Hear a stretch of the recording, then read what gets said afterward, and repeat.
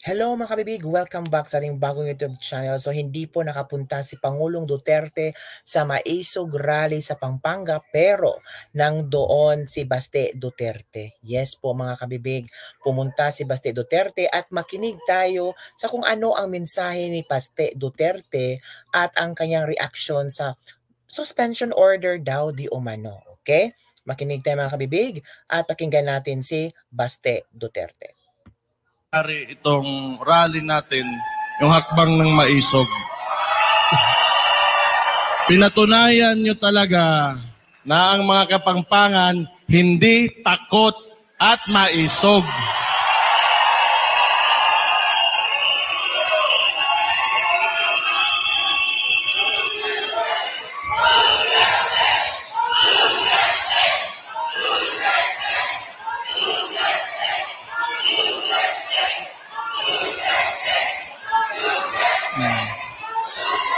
Ayan.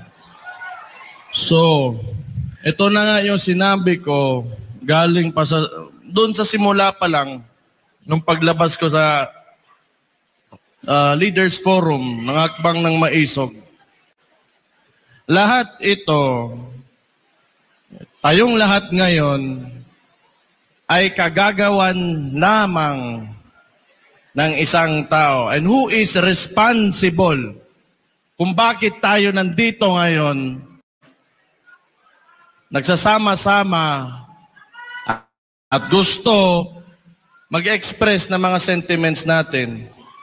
Sinabi ko yan, simula pa lang, wala sanang ganito kung maayos lang yung presidente natin.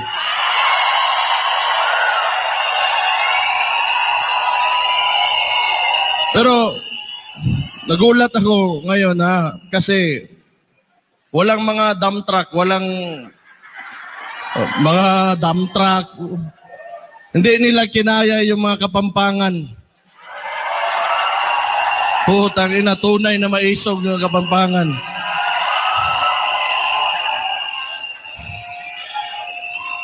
Pumunta kaming Dumaguete. Bigla na may mga dump truck. Simple lang naman yung hinihingi namin. Hindi naman siguro lahat ng tao o may tao sa bundong ito na tama lahat ng ang ginagawa. Yung gusto lang natin is the right to express ourselves. At yun na lang yung hinihingi natin, ayaw pa. Baka ang sunod niyan, hindi na tayo pwedeng huminga. Ano bang problema talaga ng... It's a very confusing administration, actually, sa totoo lang. Hindi ko maintindihan yung mga kilos o mga ginagawa. Parang ako mayor ako ng Davao. Ako si Sebastian Duterte, yung mga hindi ako kilala ha.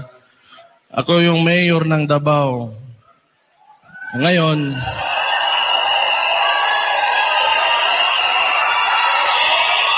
wala pa akong sinasabi. Sandali lang, pagsalitain na naman ako.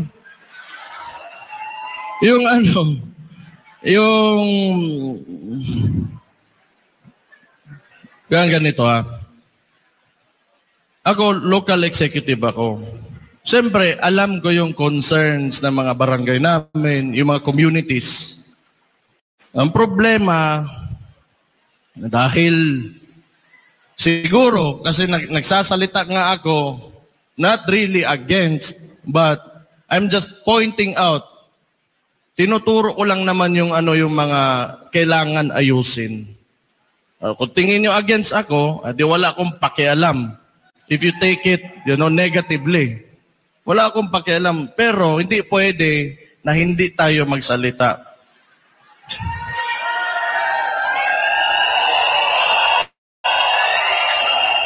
Yung hindi ito rule of a single person. It's demokrasya tayo It is the rule of the majority.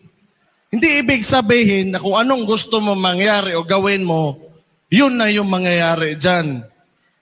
kailangan mong pakinggan yung boses o ano yung mga sentimento talaga ng mga tao. And unfortunately now, that is not happening. How can you govern a state or a nation if you do not listen to the majority?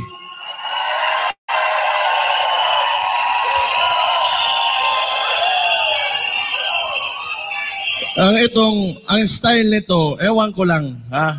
Pero teorya ko lang. Palagay ko, siguro, ang iniisip nila, kasi matagal to nag-upo yung pamilya nila eh. 20 years, more or less 20 years yan, yung tatay niya, nagkaroon tayo ng authoritarian regime. Siguro, may gusto talaga to na maibalik yon. Kasi sa ginagawa niya ngayon, hawak nila lahat. Ito mainstream media, wala na yan. Wala na yan. Lahat ng formula na ginagawa nila before, they are attempting to do it now. Noon, siguro, 1970s, magagawa mo yan. Walang social media, and you know, mga tao, medyo, hindi, mahirap yung connectivity. O ngayon, sinusubukan na naman nila ulit. Ang gusto niyan, monarkiya. Yung nagsimula talaga yan, yung hakbang ng Maisog, pagkatapos nung People's Initiative nila.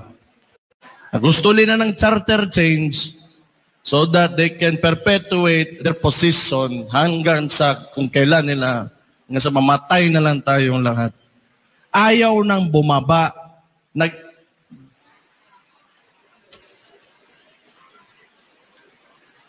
Hindi, kaya nga, naiisip ko, talaga bang walang hiya? Na sobrang walang hiya talaga? O tanga?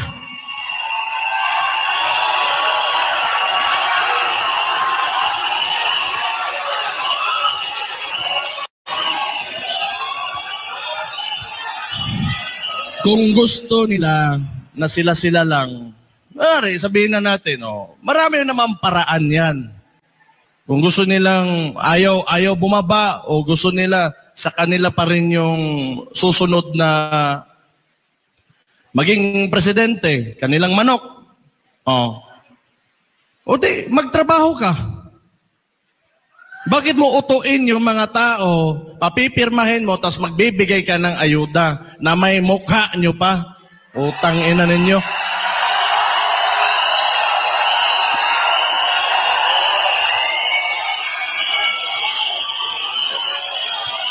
That is also one reason kung bakit alam nyo nandito talaga ako.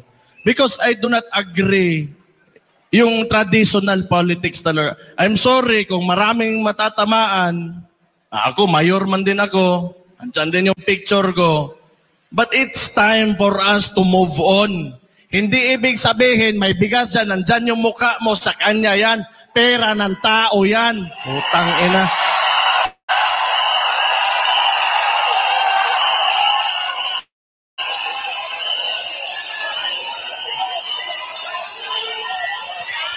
Alam nyo, pag lagi tayong nandito sa cycle na yan, yung mga practices talaga ng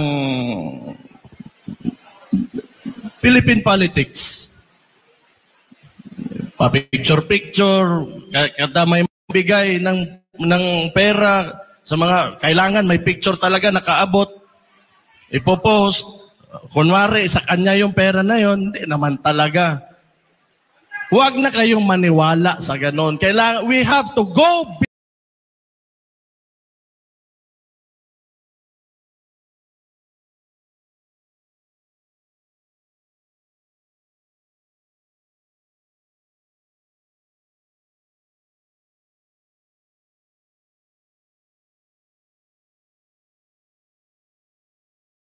rin. Meron din palang hiya. Kasi yung picture, napakalaki before, ngayon maliit na lang. Oh. Utang ina. Hindi. Excuse me for my bibig ko. Ano lang yung expression lang yan. It's a frustration actually. That's why. Dapat ito lang talaga. Balik ako sa People's Initiative.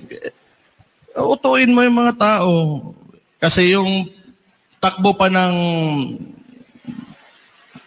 may Senate hearing man yun. Senator Amy Marcos was there.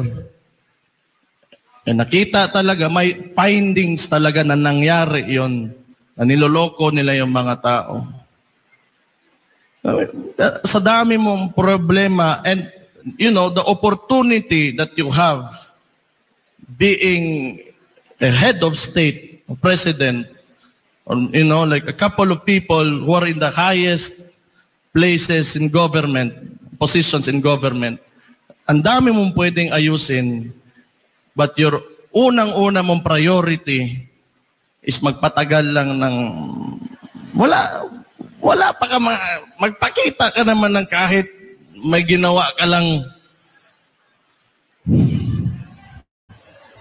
Wala talaga. Tingin nila, yung buhay ng Pilipino, ganun lang kadali. Na parang monarkiya talaga. Gusto ko, today, I will become the king, and this lady will become the queen, and all of, you know, nasa lahat ng baba namin, kontrolado namin. Sira ulo, putang ina.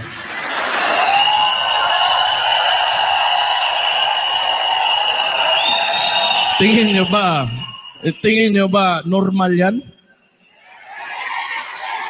Kaya nga, either makapal talaga yung mukha mo na ayaw mo dumaan ng election,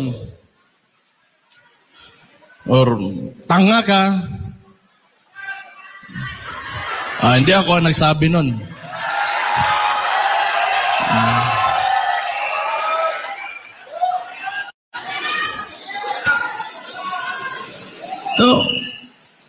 Tapos ngayon, siyempre pumalag yun kami.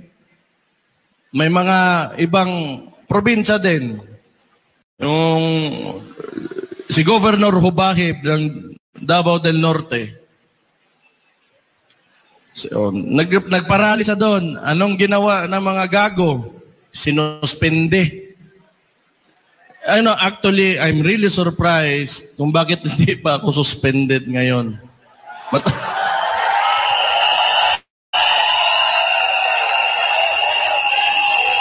Siguro, hindi nila alam siguro tama ba, mali ba, tama ba. Pero, okay lang din. I-suspend nila ako, okay lang. Libre yun na bakasyon.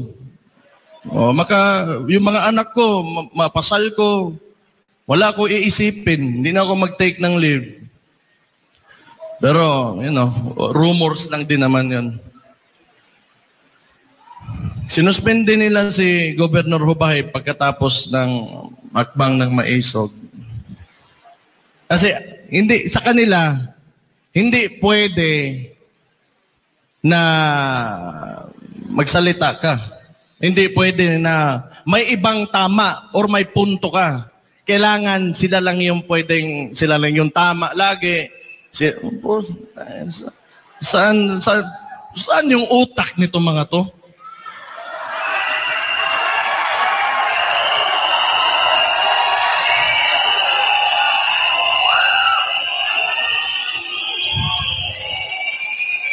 Pumunta kami ng Bulacan. Ang hakbang ng Maisog, nag-attempt sa Bulacan. Hindi natuloy, ang dami nilang exhibition, gamit pa yung mga tao sa gobyerno. Sa Dumaguete, it was the same thing. Pumunta ang hakbang ng Maisog andon kasama si former President Rodrigo Roa Duterte, nilagyan nila ng mga truck yung part kung saan dapat yung demonstration. So, bakit ganun ba kasupot talaga yung mga galawan ng itong mga to? Di na lang pwedeng hayaan na lang. Maglaro lang kayo ng patas. So, matotal, wala man talagang masasaiyo ang lahat nitong mundong ito. Walang ganun. Walang ganun. Kahit kung sabihin mo, napakagaling mo, may isa talaga, 2 tao dyan na will disagree with you. And hindi pumapasok sa utak nila.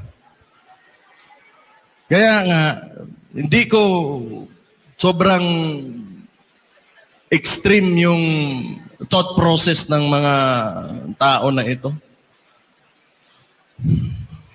Pagkatapos Dumaguete, so kailangan naming lumabas, lumipat, yung mga tao naglakad pabunta sa ibang park kung saan tinuloy yung demonstration. So pahihirapan katalaga nito nila. Pagkatapos naman, yung malala sa Tacloban, ginawa nila, naglagay pa rin ng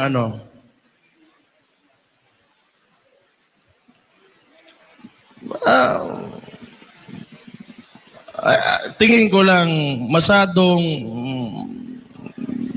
may insecurity itong administration na ito. Kasi if you are really confident with what you are doing, ano yung trabaho mo at sa mga ginagawa mo, at maayos ka naman, so bakit mo pipigilan yung mga ganitong klaseng activities? Wala naman, no harm done.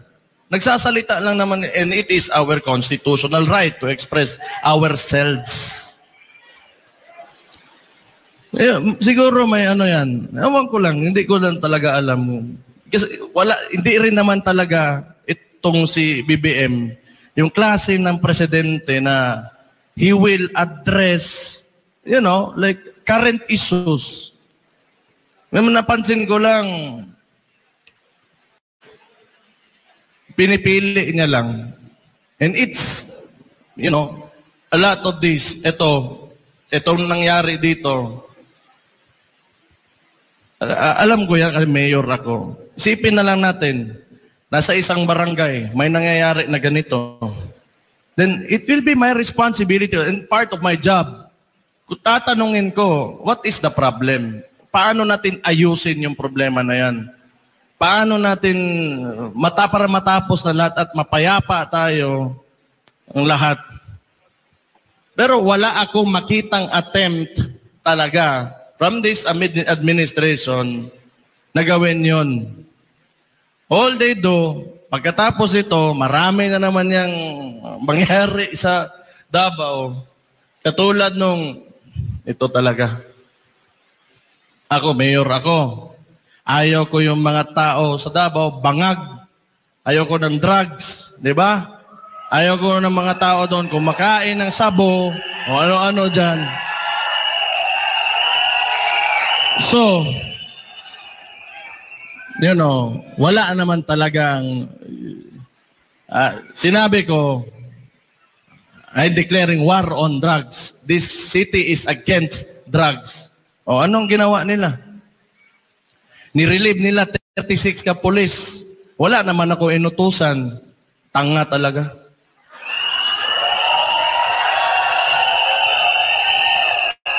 Kung yun, kaya nga, it's really confusing. Hindi naman masama yung intention ko na, siguro masama kung involved ka in illegal drugs. But, for the people na ayaw nila na kumain ng sabo yung anak nila, yung kapatid nila, ayaw nila mag-shrink yung utak, bakit, why is it an issue for them? Itong DILG. Bakit ang dami yung maniobra para Pakialam nyo ba kung yan yung platform ng Davao City? Ayaw namin talaga ng droga.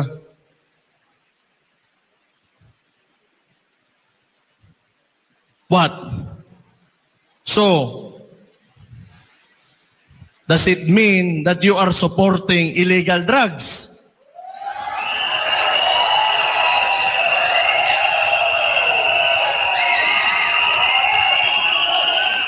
Yeah.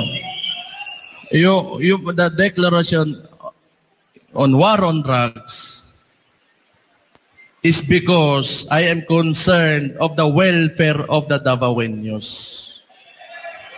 Tapos gusto nilang barahin, isira ulo.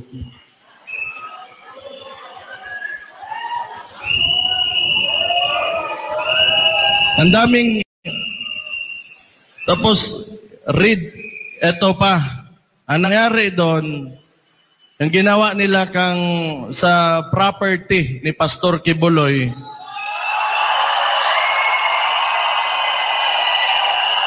ito, this is a very recent one.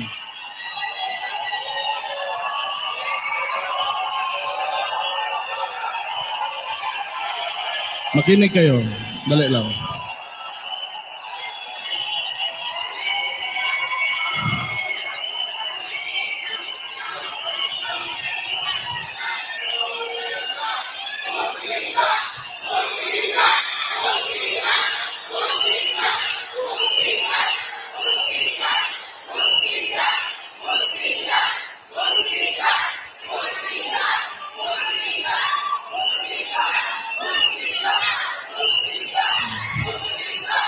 Tama talaga. Yan ang wala talaga sa Pilipinas. Hustisya.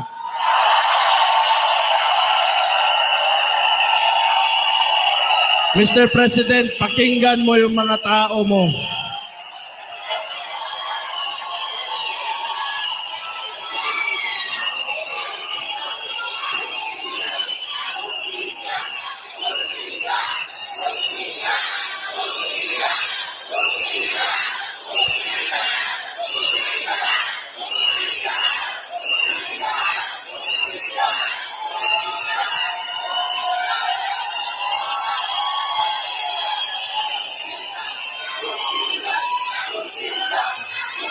Ayan.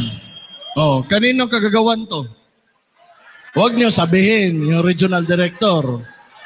Oh, huwag niyo sabihin ako. Huwag niyo sabihin yung Chief PNP. 3 rehiyon ng mga police andon just to apprehend one person. Excessive show of force talaga. What? Are you trying to intimidate us?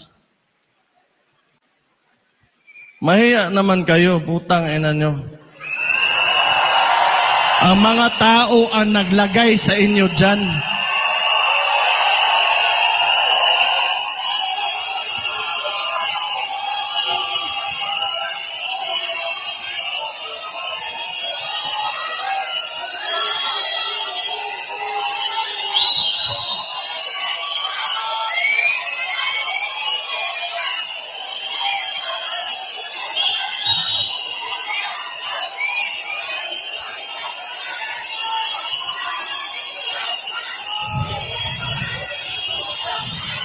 Tapos ngayon, ang ginawa nila, imagine this.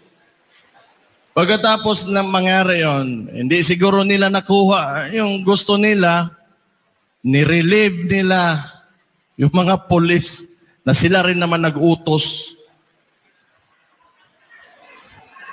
Puta, sira ulo talaga.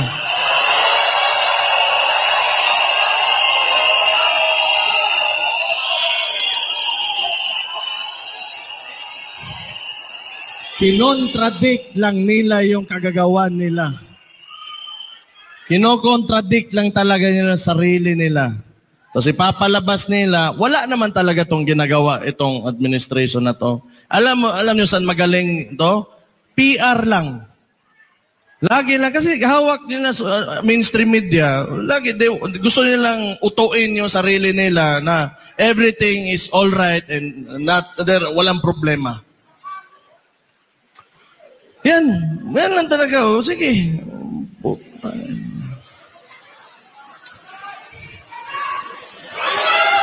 Tapos gusto pa ng...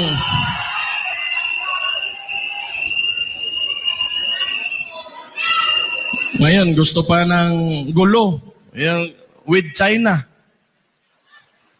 Pwede ka naman, you can approach, the best way to approach, especially pag territorial conflict, is through diplomacy talaga yan. Sino ba naman gusto nga makipagpatayan ka dyan? Nagsalita na nga yun dito kanina. Andito yun, di ba? Yung fisherman natin na galing na sa kanya, sa sarili nilang press conference at sinabi sa mukha nila talaga na noon, nakakapagpangisda pa sila doon, ngayon, mas nahihirapan sila. Huwag niyo sabihin, bayad yun.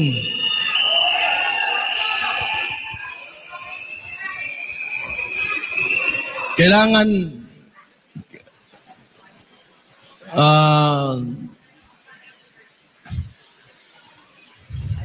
may naalala lang ako. Buti pa kayo, mga ordinaryong Pilipino, mga Kapampangan, at saka yung mga dumayo dito. Hindi kayo takot.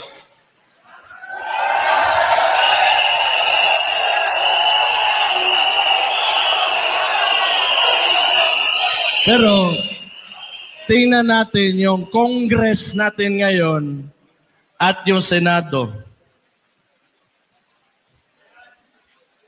May maisog ba? Ni isa wala. Sabagay, mga lehislatura, mukhang pera talaga yung mga yan. Sana wag lang sila magalit kasi totoo naman. Mukhang pera na. Hindi siguro lahat, pero mukhang pera yung mga yan. Kasi power, the legislative body is the power of the purse. Diyan dumadaan lahat ng pera eh. So lahat ngayon, soft projects, katulad ng isang, may video, sa Davao, sa Digos, may binigay na ayuda, kinuha ng barangay yung 8,000, ang binigay doon sa recipient is only 2,000. So, pag soft projects talaga, mabilis lang yan. And they are all funneling the budget on soft projects. So, kayo na bahala mag-isip kung ano yan. Ikaw, Bongo. Kumpare ka. Pero kung alam ko lang pala na magkakaganito,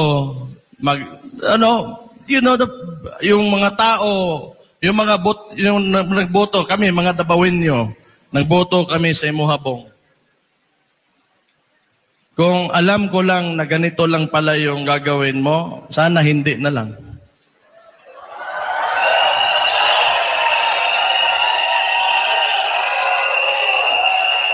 Sa totoo lang. Ako, yung iniidolo ko talagang senador, si Miriam Defensor Santiago, the late Miriam. Purya hisgot lang kasi wala na yung tao, pero iniidolo ko talaga. Yun talaga yung hero ko. Pero unfortunately for us, mas napabilib pa ako nitong si Risa Contiveros kaysa ni Bong. Kasi ever since talaga, nasa previous administration, kalaban yan hanggang ngayon consistent yan, at di talaga natatakot yan. Pero, maglalagay tayo ng mga, you have time, pare, Bong, na kahit you have time to redeem yourselves.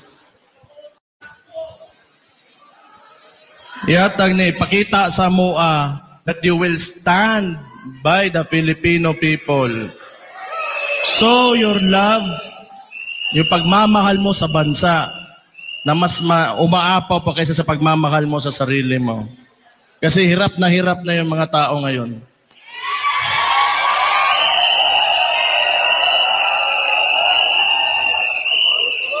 Ikaw ba naman, promisan ka ng 20 pesos na bigas?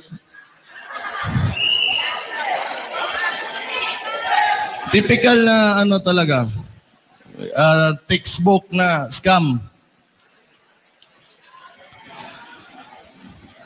Wala. Ano talaga, pangloloko lang talaga nakikita ko. Abuse of authority,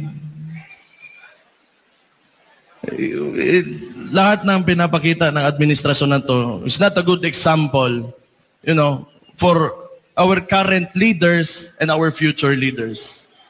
Kung yan yung pinapakita na ugali, kultura, and ways of handling government, then kawawa naman yung Pilipinas talaga. Kawawa naman. Sana naman matapos na tong yung practices ng mga trapo talaga. Nakakapagod na rin. Sa tagal na panahon, yung problema talaga ng Pilipinas, alam nyo, corruption talaga. Corruption talaga. Magandang gawin, naiisip ko, ibalik mo yung death penalty. Isama mo yung corruption, plunder, bribery. Tingnan natin kung may tatakbo ba dyan sa Congress at Senado na yan.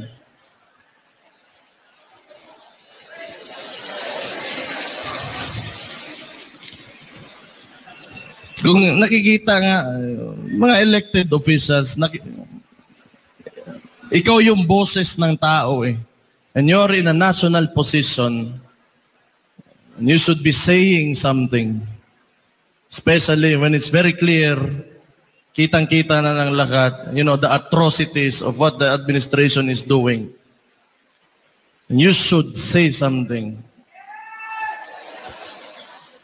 Wala. Di, tayo na lang. Kaya pa?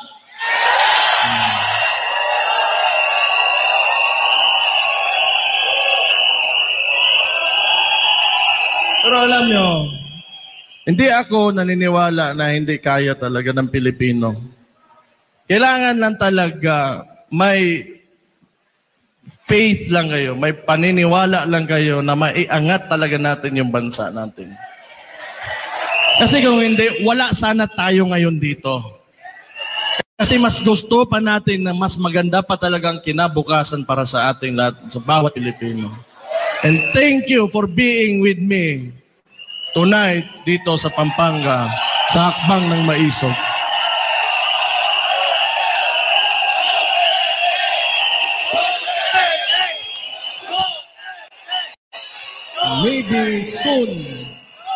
Maybe soon, yung mga anak natin, yung mga our grandkids, yung mga apo natin, they will be living in a better Philippines. Mas maganda, mas maayos, mas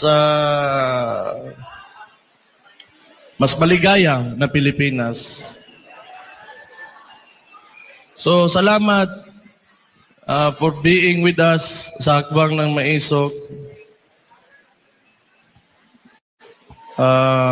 Ituloy nyo lang. We share the same sentiments. Gusto natin ng maayos na kinabukasan at may seguridad para sa mga susunod sa atin. The future generation. Yun talaga yung mahalaga.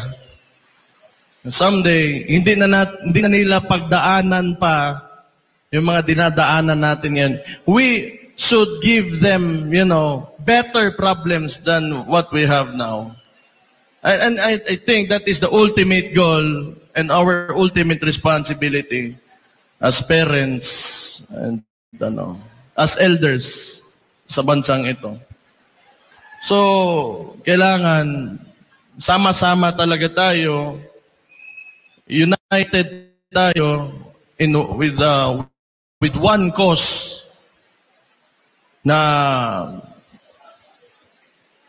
at isang paniniwala na makakamit natin mas maliwanag at mas progresibo, magandang Pilipinas pagdating ng panahon.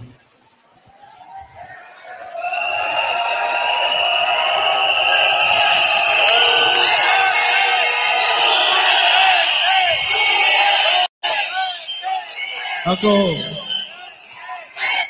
nagkakaroon lang din ako ng pag-asa dahil nandyan din kayo. Hindi rin kayo, huwag kayo mawawalan ng pag-asa.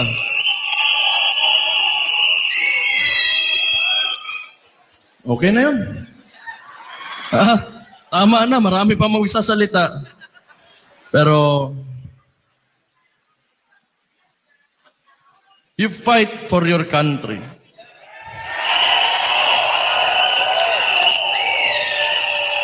Because as it seems now, nobody is, kundi tayo lang mga tao na nandito sa mababa lang. So we will fight for that. And no one, sa nakikita ko, sa politika ng Pilipinas ngayon, takot lahat. Kayo lang yung maisog. Magandang gabi sa inyong lahat at mabuhay kayong lahat. Thank you and God bless you all.